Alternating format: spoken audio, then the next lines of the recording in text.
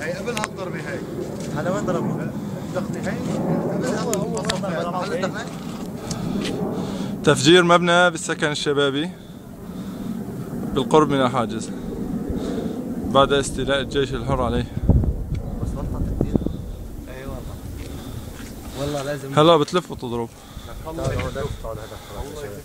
لا لا من هون بس. والله هو قال صفك ما تقدر تضربها الا وقت اللي يا لطيف يا لطيف. الله اكبر عليك يا بشار.